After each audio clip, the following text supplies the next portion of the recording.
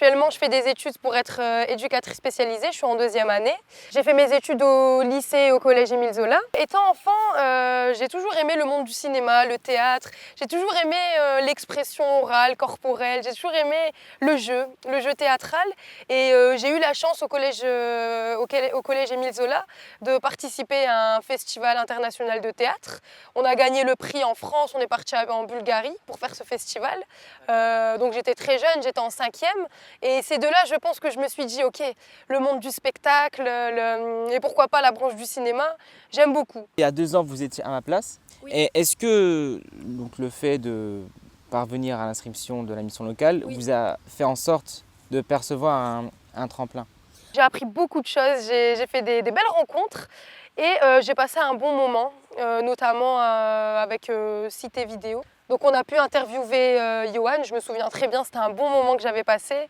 Le fait justement d'avoir quelqu'un, un professionnel qui parlait de son film, de ce qu'il faisait, ça faisait quelque chose quand même, c'était différent. Et donc en termes de connaissances, qu'est-ce que ça vous a apporté?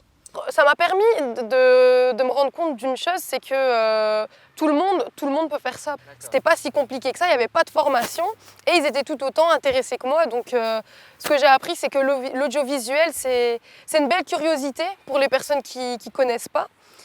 Ça m'a appris à me remettre derrière la caméra, à bien me concentrer lors d'un vrai tournage. Qu'est-ce que ça fait d'être du coup non pas intervieweur mais interviewé?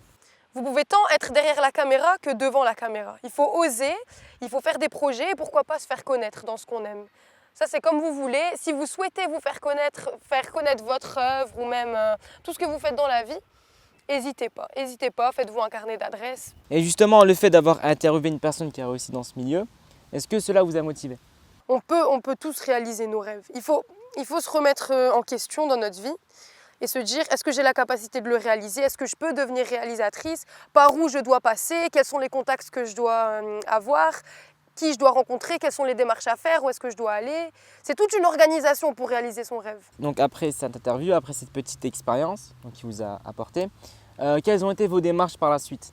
J'étais en plein dans mon écriture de scénario, donc je pense que j'en avais parlé un petit peu. En fait, j'ai participé au concours qui m'a été transmis par la mission locale, donc ils m'en ont parlé.